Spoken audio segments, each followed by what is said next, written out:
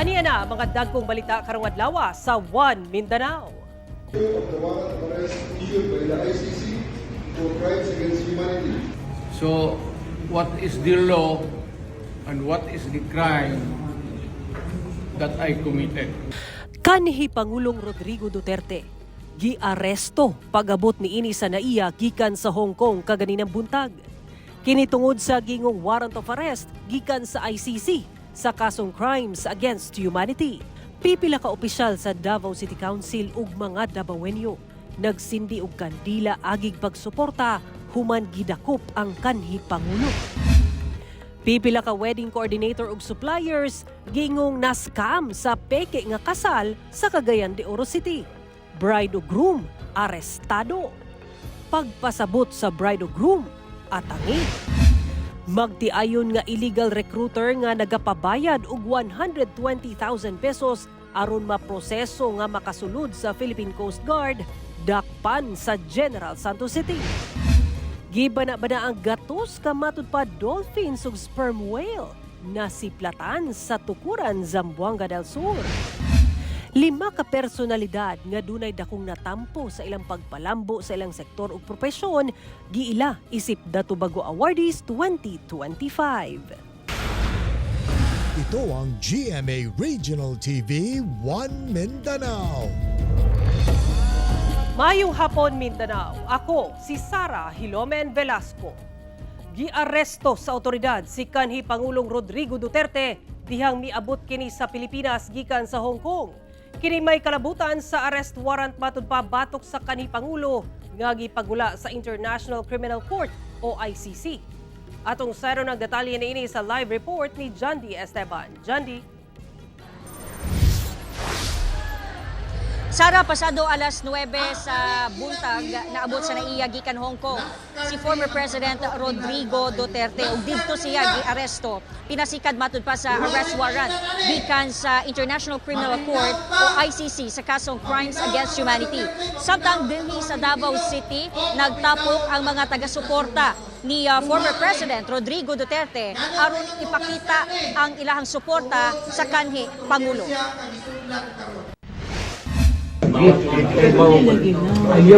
Sa Instagram Live, sa anak ni former President Rodrigo Duterte nga si Kitty, makita nga girapugnan sa common law wife sa kanhi Pangulo nga si Hanlet Avancenia nga muuban sa otoridad ang kanhi Presidente.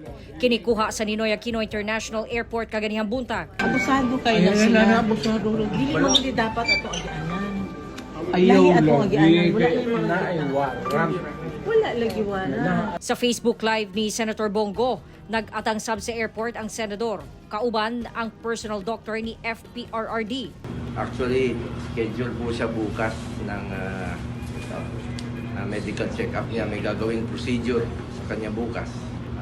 Dito po sa hospital, sa Cardinal. Dito po kami, dito Secretary Bello. Kaya lang, ayaw kami papasukin. Presto nila yung taong ginawa lang trabaho niya para sa bayan. Bawal lang kami pumasok. Kinansel lahat yung pass namin. Pasado alas 9 sa buntag kaganiha, dihang miabot sa naiya si kanhi Pangulong Duterte gikan sa Hong Kong. Dinhi nag-atang ang kapulisan ug ubang otoridad. Human sa pipila ka oras dihang miabot siya sa naiya, makita nga gibasahan og Miranda rights ni CIDG Chief Police Major General Nicolas Torre III ang kanhi Pangulo. You are placing under arrest as deputized to me by the PCTC. By virtue of the warrant of arrest. Una niini, gikumpirma sa Presidential Communications Office pinaagi sa gipagulang statement nga giaresto si former President Rodrigo Duterte pinasika sa arrest warrant gikan sa International Criminal Court o ICC alas 9:20 sa buntag. Giserve batud pa sa Prosecutor General ang ICC notification alang sa arrest warrant batok kang Duterte kalabot sa crimes against humanity. Nadawat batud pa sa Interpol Manila ang official copy sa warrant kaganihang kadlawon. Gidiretso ang kanhi presidente sa Villamor Air Base sa Pasay City. Sa Instagram post sa anak ni ining si Kitty, gikwestiyon ni Digong ang legalidad sa pag-aresto kaniya. What is the law and what is the crime that I committed? Show to me now the legal basis for my being here. As I apparently I was brought here not of my own volition. If somebody else says, kung hindi ibang tao, ikaw siguro, because this is your structure. So you have to answer now for the deprivation of liberty. Subay sa hitabo sa Davao City, sayo nag-adjourn sa session ang Davao City Council. Nagpahigayon sila og candle lighting sa Rizal Park. Dungan nga mihalad og pag-ampo ang mga konsehal sa pagpanguna ni Vice Mayor Melchor Kitain Jr. Gisundan kini sa pagdagkot og kandila aron ipakita ang suporta alang sa kanhi presidente ug kanhi mayor sa syudad. Minuyog sab ang mga barangay kapitan sa candle lighting. He loves the country. He is pro-people. And to see him, to see things like this happening to him, that's masakit yan para sa amin. Because this should not be done to him because all he has really is for the future of this country and the future of every Filipino. Miparayag sab ang ubang konsehal sa ilang reaksyon. Tanan timing ba? We are supposed to be celebrating aron ng Davao karon panahon na. Subo gyud kog mayo sa pangitabo karon. Murag dili mayo ba, no? Dili wa ko kasabot. We pray and hope and band together na walay dili mayong mahitabo sa ato ang nasod. Stood for us, and again, now in the time for us to stand for him. Let us protect former President Rodrigo Roa Duterte. Let us protect our mayor. Let us protect him at all costs. Samtang pinaagi sa usa ka Facebook post, mi komento ang anak ni kanhi Pangulo nga si Davao City Mayor Baste Duterte nga nag-ilusyon lang daw si President Bongbong Marcos nga matuman ang nahitabo ug malimtan na lang ang issue sa national budget. Gitawag niya kini nga desperado. Ginakuhaan pa sa GMA Regional TV ug pahayag ang Malacañang kalabot niini. Samtang pipila sa mga Davaoenyo nagparehag usab sa ilahang gibati kalabot sa hitabo. Nasakitan jud ko nga naingana atong Pangulo. Naguo jud. Unsa lang man imong himuon? Oh. Magampo si Ginoo. Ampos Ginoo. Makalingkawas. Mangalingkawas siya. Na kulbaan ko. Siyempre, ug mga inana ang kuan, mugubot ang kalibutan. May man gud siya mga good, may man gud siya sa pamalaod niya.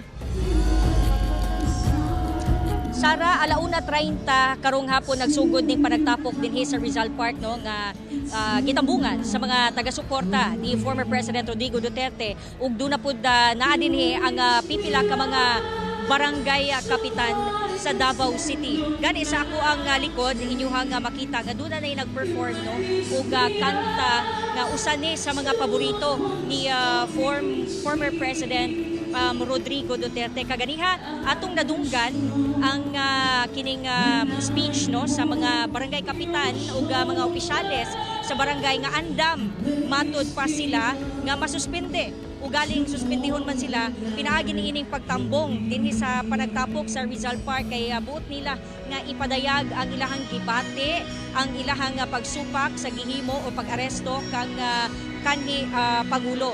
Gani nakita nato sa palibot, pakita lang nato no dinhi sa ako ang likod na sila yung mga bitbit nga mga papel nakasulat sa papel ang we stand for FPRRD. Kini silang tanan gikan sa lain-laing barangay sa Davao City. Ug wala pay definite time no kung hangtod kanusa matapos ang kining peaceful assembly dinhi sa Maya Rizal Park.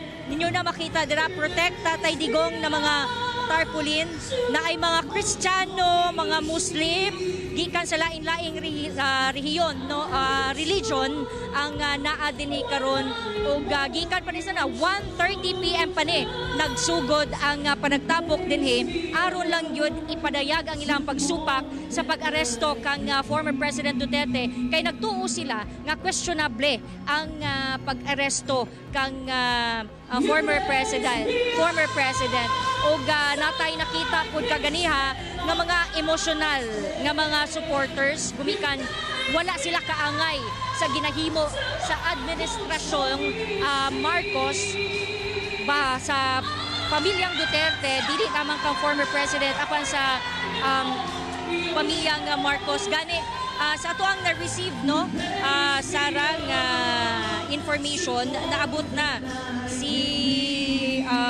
Vice President Sara Duterte dinhi sa nasod no sa Manila ug planong wala nami padayag og information kung unsa ang sunod nga himuon sa Vice President apan ato na receive na information naabot na siya no sa Manila ug wala pa una siya magpa interview sumala pa sa iyahang staff sa OVP so dinhita magpadayon ta nga magbantay dinhi sa Rizal Park no Sara kay sa atong pagkaybalo magabihan pa ni dinhi ug taman sa dunay moabot nga mga taga-suporta magpadayon ang ilang panagtapok dunay mga performance ug gani mag-vigil matud pa ni mga supporters dinhi sa Rizal Park, Davao City. Balik sa inyo diha sa studio. Daghang salamat, John D. Esteban. Atong sayro ng dugang pang mga balita sa Mindanao. Makabanato si Efren Mamak live sa General Santos City. Efren. Salamat, Sara. Bride o groom-to-be sa Cagayan de Oro City arestado. Human sa gingong scam nga fake wedding kung asa dulan 100,000 pesos nga wedding supply sa wedding organizers ang wala mapusli. Ang eksklusibong pahayag sa bride o legal counsel sa groom. Atong sayron sa report ni Cyril Chavez. Mabulukon og patsada gayod nga setup sulod sa usa ka hotel sa downtown area sa Cagayan de Oro City. Ingon ani ang hulagway sa gimugnang reception sa grupo sa wedding coordinator nga si Arvil Carrasco. Apan kining tanan, wala mapusli tungod scam di ay ang kasal nga himuon unta ni adtong Lunes. Pasado las 7 sa gabi, may abot ang mga pulis sa Kugon Police Station o gidala ang bride ug groom to be aron imbestigahan. Sumala ni Arvil nga adlong Sabado gikontak siya sa bride nga si Riri. Sanglit kinahanglan nila makasal adlong Lunes. Busa Domingo sa buntag nakigpulong na siya sa duha. Lunes pinaspasay gilayon ang ilang pagplastar sa hotel ug reception area. Butang nga nakahatag pa siya og 75,000 pesos sa hotel para lang maplastar.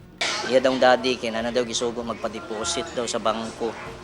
Kay hinay daw kayo ang online so ilan na lang jud daw i-personal. So mao to udto alauna, alas 2, alas 3 wala jud. Apan niabot na lang og gabi wala gyud kini nakabayad. Busa nanawag na sila og pulis. Migawasab ang storya nga daw gilumay lamang ang groom sa bride. Apan alang kang Arvil, Mao na dayon ni panjud sa asin ato. Gipawid sa iya, gibutang sa iyang bulsa. Oo. And based din sa akong mga coordinator dito daw, inana nang luya daw, inana. Ako sa ako kung ako lang opinion ako, di man ko tuwa na sila ron joy makakuan based sa mga istorya. Sa atong eksklusibong pakighinabi sa bride nga si Riri, gilimod ni ini nga iyang gilumay ang iyang groom. Lehitimo kuno nga aduna sila'y relasyon o gani buntis kini sa karon. Kumutubag og dili di pa jud sila motuo. Yung murag lami kay tubag og uba para manungog na lang gani sa mga tao nga nalumay na lang nako jud siya kay liman ka gisablig-sablig asin. Pero kung ako pabuton nangita na lang unta kog mas effective kanang dili magsilbi ang asin. Dugang pa ni Riri, dili niya intensyon nga ilaron ang mga wedding suppliers o coordinators. Wala siya plan, sir. Ikaw do, klaro naman kayo na, sir. Oy, kung plano na mo siya, dili po sila maabot sa inato nga point. Sa eksklusibong pahayag sab sa groom, pinaagi sa legal counsel ni ini. Biktima ra sab kini sa bride tungod sa mga pasalig. Karon ang amo lang yung goal is mapagawa sa si karon for releasing naman noon siya, storyahon pa namo tanan. Among tanan legal remedies na available kan.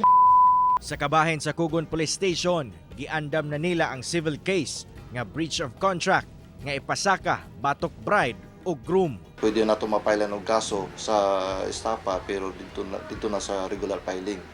So may tabuan ni karon ato ning i-release ang maong kaning bride nato Then ato pong gikumbinsi si wedding organizer na mag-file og kaso. Kauban si Jaybert Pairat, Cyril Chavez. 1 Mindanao.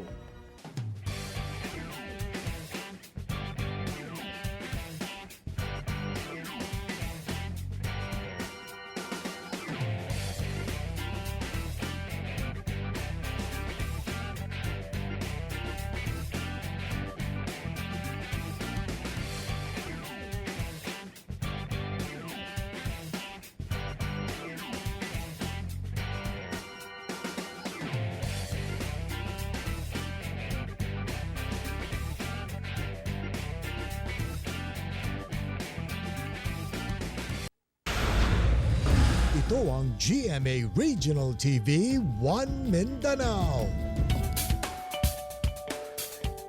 Nahingangha ang mga nakakita sa talagsaong panghitabo kung asa gibana-bana ang gatos ka dolphin o sperm whale ang nagtapok sa kadagatan sa Tukuran, Zamboanga del Sur. Ani ang dugang detalye. Wow! Wala kapugong sa kalipay ug kahingangha kini mga sakay sa usa ka motorized boat sa diyang nakakita og gibana-bana ang gatos matud pa ka mga dolphin ug balyena nga daw nagtapok sa kadagatan sa Tukuran, Zamboanga del Sur pasado alas 2 sa hapon adlawng Domingo.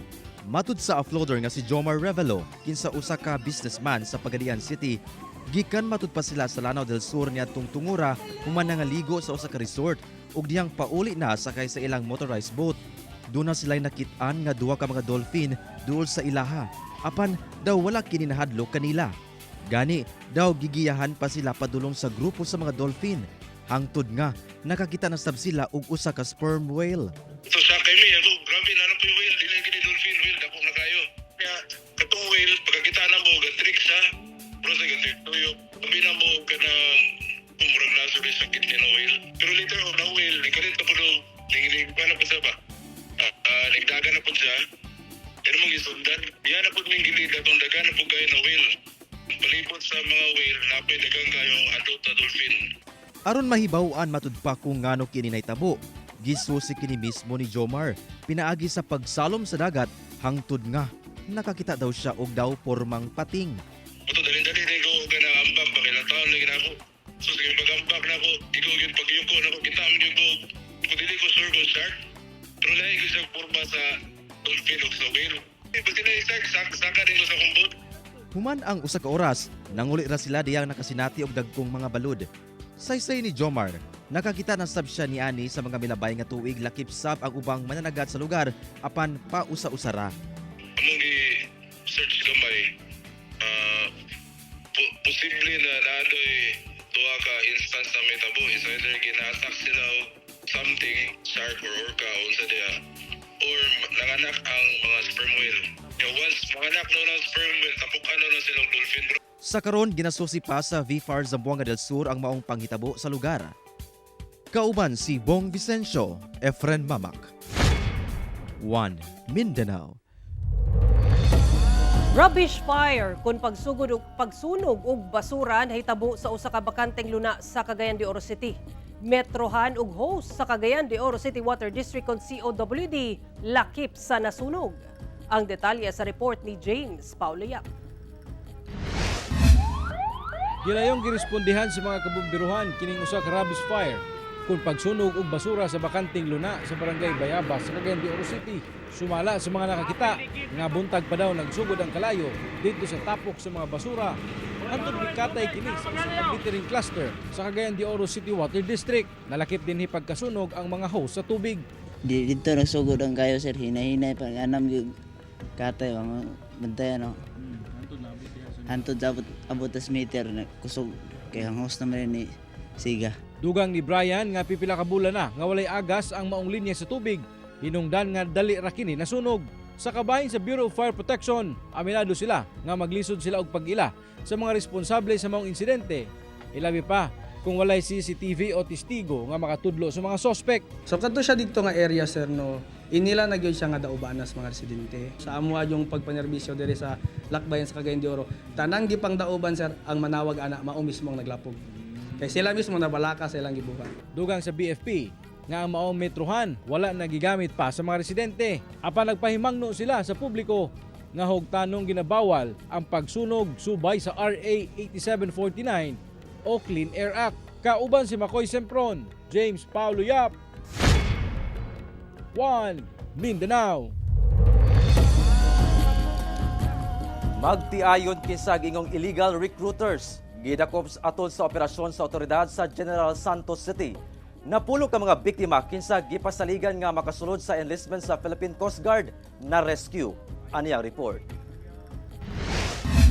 Padulong na unta sa Davao International Airport kining magtiayon sa kaysa sa kabas apan naharang sila sa kapulisan og Philippine Coast Guard sa checkpoint sa barangay Tinagakan sa General Santos City mag-alas 4 sa hapon adlawng Sabado. Suspect di ay ang maong magtiayon nga pulos 43 anyos sa kasong anti-human trafficking o usurpation of authority. Giingong nagarecruit og mga aplikante ang mga suspect aron maapil matud pa sa enlistment sa Philippine Coast Guard. Apan gikinahanglang magbayad og 120,000 pesos matag usa. Gani, napulo sa mga biktima nga anaa mismo kauban nila sa maong bus ang na-rescue sa mga otoridad. Nakatakda daw silang dadun sa Maynila aron iproseso matud pa ang recruitment process. Naresto ni sila no tungod kay nakig-coordinate ang Philippine Coast Guard sa opisina namo sa CIDG nga naay recruitment nga nagapanghitabo nga naga-recruit sila nga magpasulod daw kuno sa Philippine Coast Guard. Pero kuan sa taga PCG nga wala daw recruitment sa pagkakaron. Matud sa CIDG 12, ang maong mga biktima nagikan sa nagkadiyang lugar sa Mindanao. Ang uban niini nakahatag na og paunang bayad ngadto sa mga sospek. Apan matud sa usa sa sospek, biktima lang pud sila. Duna matud pa sila'y kaila sa Manila nga matud pa duna kunoy koneksyon sa PCG nga mutabang daw sa pagpasulod sa enlistment sa mga bag-ong recruit. Dako kuno ang ilang pagsalig niini nga tinuod gayud kini. Tabang laman unta mi kay nagsugo man sa mangita mig mga aplikante para daw sa Coast Guard. Kami wala min tawon mo inilungong. Siyang gisulti nga wala man di ay walay kuta karon ingon niya naa daw special kuta sa Maynila. So kailangan dalon akong dito asa pang mga tao. Kami biktima pud mi, akong pagumang ko nagbayad pud gani mi. Dugang sa CIDG 12 nga duna matud pay laing duha ka kaubanan ang mga sospek nga ila pang ginapangita. Padayon pa ang investigasyon sa otoridad. Kauban si Bong Vicencio, Efren Mamak, 1 Mindanao. Mga patayng lawas sa duha ka mga piloto sa FA-50 fighter jet nga nahagsa sa Mount Kalatungan sa Bukidnon sa miaging semana, gidala na sa Villamor Air Base. Departure honors gipaygayon sa mga personay sa Philippine Air Force Tactical Operations Group 10 sa Cagayan de Oro City. Pasado alas 12 sa udto adlawng Sabado gipangdala ang mga patayng lawas nila Major Jude Salangoy ug First Lieutenant April John A.J. Dadulia sa Lumbia Air Base sa Cagayan de Oro City. Sila ang mga piloto nga sakay sa FA-50 fighter jet nga namatay human nahagsa sa Mount Kalatungan sa Talakag, Bukidnon niadto Martes sa kadlawon. Usa ka departure honors ang gipaygayon sa Philippine Air Force Tactical Operations Group 10. Una gidala sakay sa usa ka C-130 military aircraft padulong sa Villamor Air Base kung asa gisugat sila og full military honors. Giatagan sab sila og Distinguished Aviation Cross Award, ang pinakataas nga award sa Philippine Air Force. Usa ka field testing sa speed gun ang gipaygayon sa mga opisyales sa El Salvador City. PNP ug Traffic Management Unit isip pagpangandam sa ipatuman nga speed limit ordinance sa syudad. Usa ka field testing ang gipaygayon sa PNP ug Traffic Management Unit sa El Salvador City sa Misamis Oriental ubos sa Technical Working Group sa Speed Limit Ordinance gamit ang usa ka state-of-the-art speed gun nga gikan pa sa Amerika.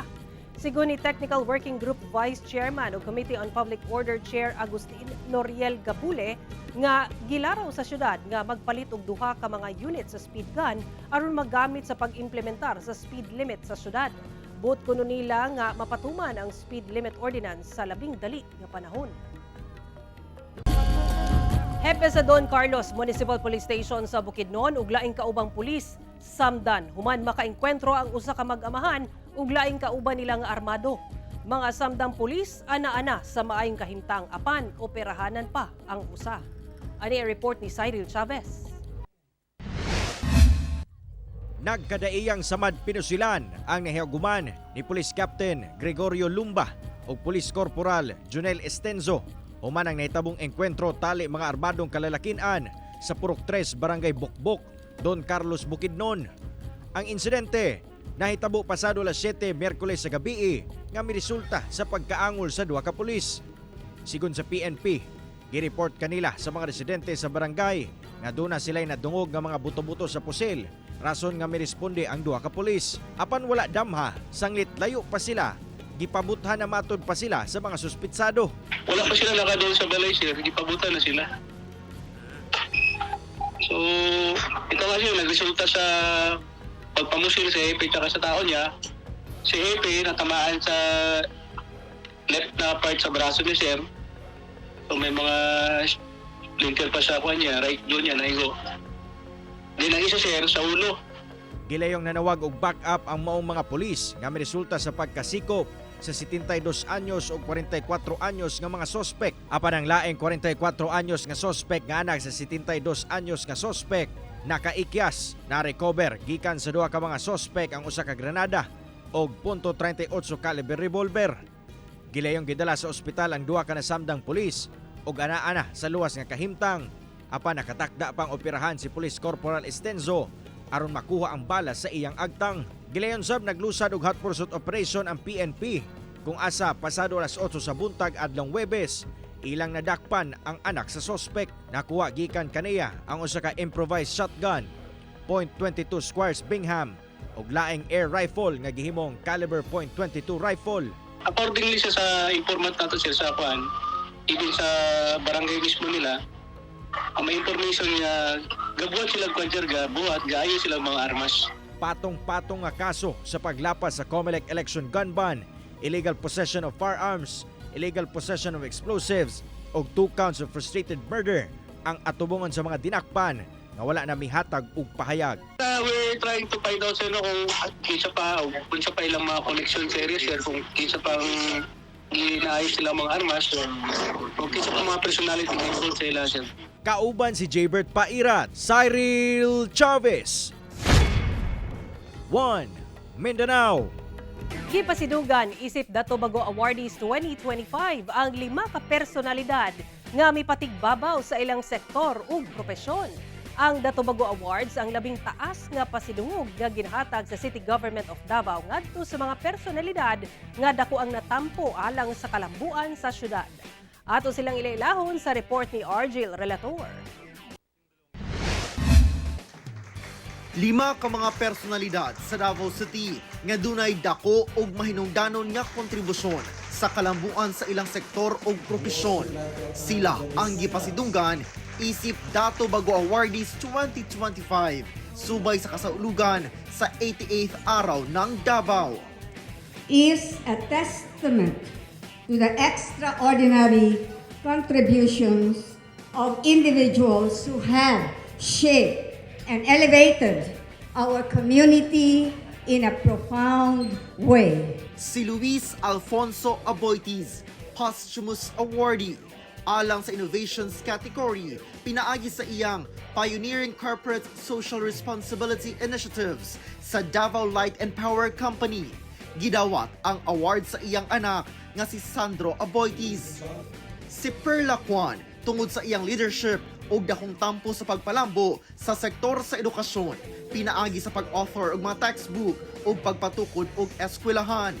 Ang iyang dedikasyon sa academic excellence giila na sab sa award-giving bodies sa Asia.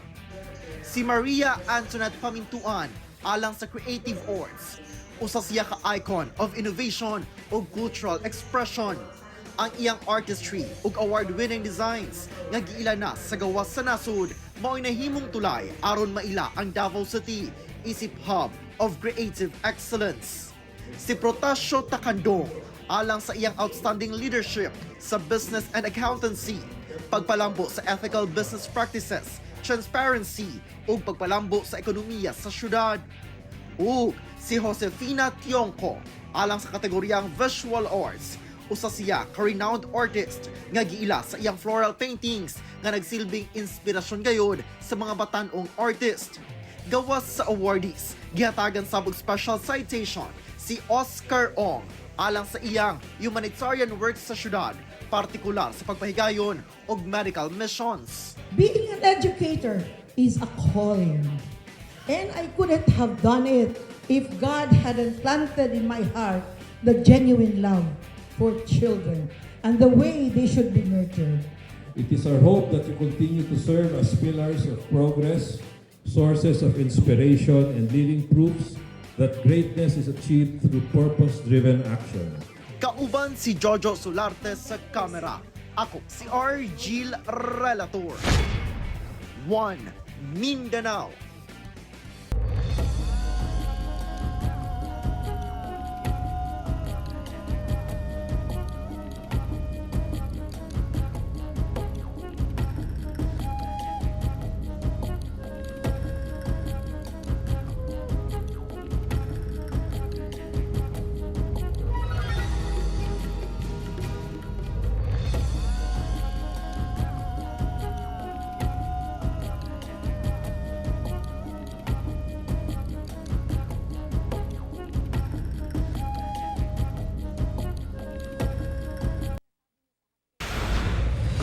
Ito ang GMA Regional TV 1 Mindanao.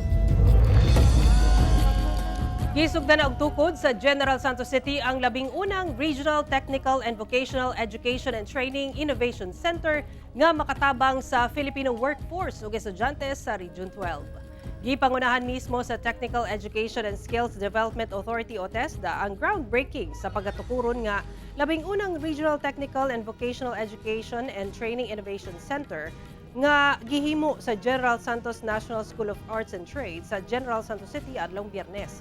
Tumong sa maong Innovation Center ang mosilbi kunong smart warehousing pinaagi sa gingong big data analytics ug cloud computing makadugang matud pa kini sa pagmugna og bag-o ug modernong programa nga makatabang sa abilidad ug kaalam sa mga potential technical workforce sa rehiyon. Gigahinan kini og 140 million pesos nga pondo ug nakatagdang mahuman sunod tuig. Matud sa TESDA ang maong center abli alang sa Filipino workforce ug magtutungha sa rehiyon.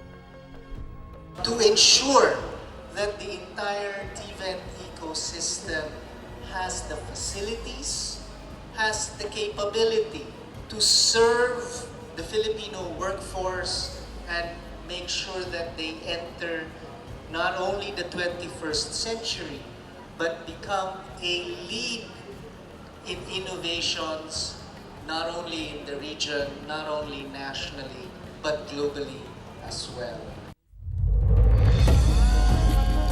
Mao kato ang mga ulahing balita sa Mindanao karong adlaw. Mamahimo ninyo kini makita pag-usab pinaagi sa pagbisita sa official website sa GMA Regional TV o bisita ang among official YouTube channel ug i-click ang subscribe button para sa pinakaulahing balita.